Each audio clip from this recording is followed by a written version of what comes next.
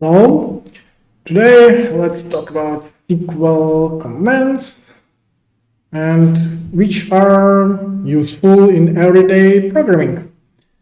Basically, with them, you can check and get a feeling of what table has, what columns, what are the relationships, how much data there is in the table, and from that information actually helps to think on how to code and solve problems.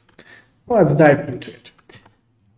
Here I have my employee database, and let's start from the first one. The most popular, select top 1000 from employee new.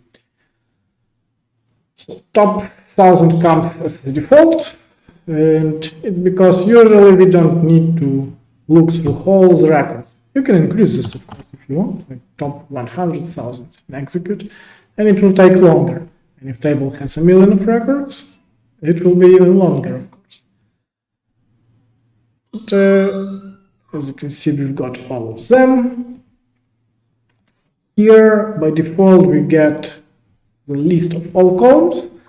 Usually, I like to use star to just analyze data, and it's basically the same. Star means all of the columns. Now let's do some searching. Searching first type of searches that you'll be doing very often will be with strings. And that will be like var name, and here we have two options. First option is exact match, like this. Name equals Newton. Run it, and we can see 34 rows. However, often it is useful to search the like operator, which means contains. Any name that contains Newton, probably there will be just 6 newtons, yeah, 34, but if we shorten it, any name that contains NE, and 5,000 rows, and everybody comes in Zane, Gainel, etc. And note that this is not case sensitive, meaning that this is exactly the same as searching this. While C# is case sensitive, so that you need to bear in mind. Usually at the point where you search from C# to SQL, for instance, when you have loaded data from SQL and now you're searching in memory, it would be wise to have a case insensitive search. Otherwise, you're asking for trouble, believe me. This is searching through string literals, and one more. Usually search something bigger or lesser than date, for instance. Date can be, let's select, I don't know, this date. And various formats are acceptable. Now you can see that, yeah, only data after 2022. This can be removed. This can be, even this can be removed. Everything after 2000 in 2002 included, or yeah, 2003, etc. So it's very flexible in what it accepts as an input. Now let's connect it with another table that we have called employee data. Oh, but before that, simple operator just to have an idea how many records are there in the table. That's useful too. That is just count. We're doing like this. New. Here we don't select top. We'll get to remove it. Otherwise, you will get top. Count star 73,000. Good. Now let's connect the employee data table. Quickly the same, just to see its structure. We can do this and employee data.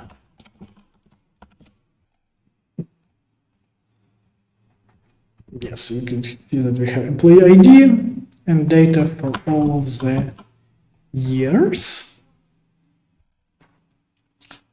Let's check count. Basically, same operation, but on different table. And 1 million records. Now let's do something more interesting. So distinct. Distinct means how many records are unique by given criteria.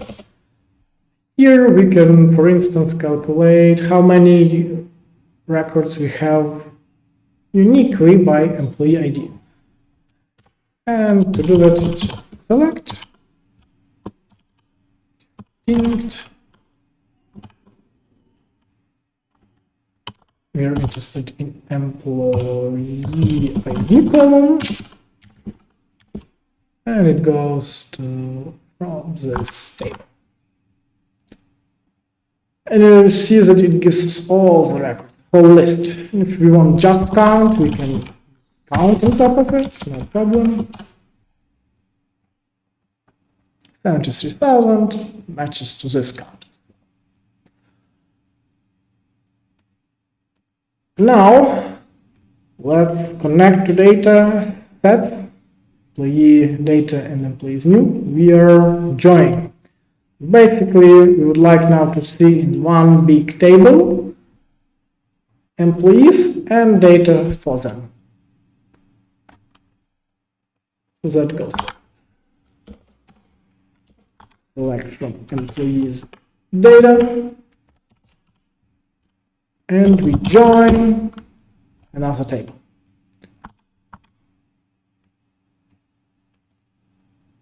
So we will select from employees new and join to employee data.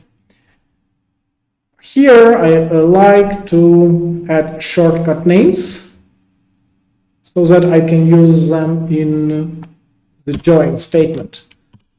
Shortcut for employees will be E, and shortcut from employee data will be ED.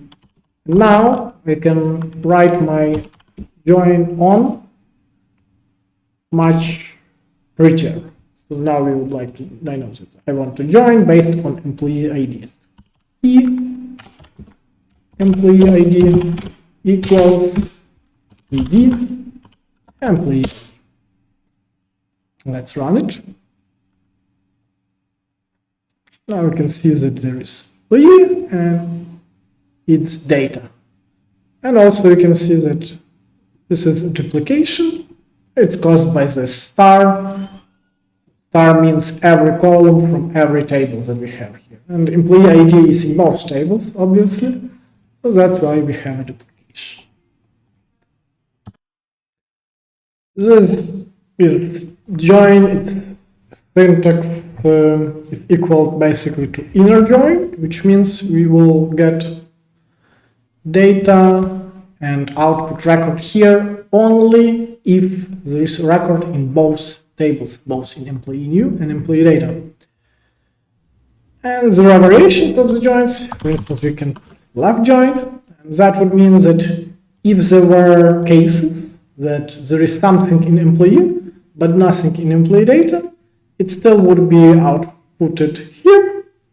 However, everything that is related to the data from employee ID would be null because it's missing if we had such case.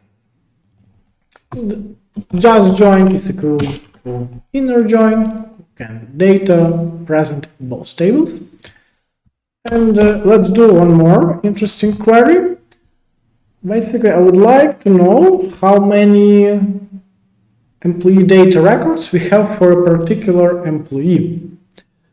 For instance, for this employee one, do we have one data point? Do we have many data points? The way to do it is via group statement.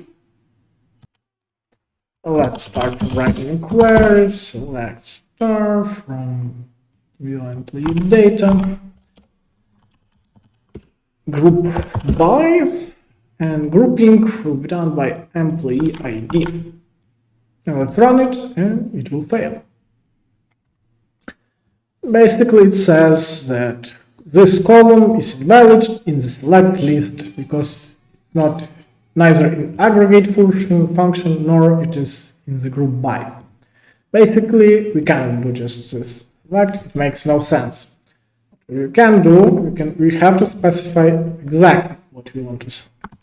I would like to know employee ID, and then I would like count, which is in every group. So let's run this one. Now we can see that it works. Our results are. The first thing that I noticed that this has no column name. I would like to have a name so it looks pretty. The way to do it is to add an name alias like this, count and data count. Nice. Now we can also add ordering by of this data count.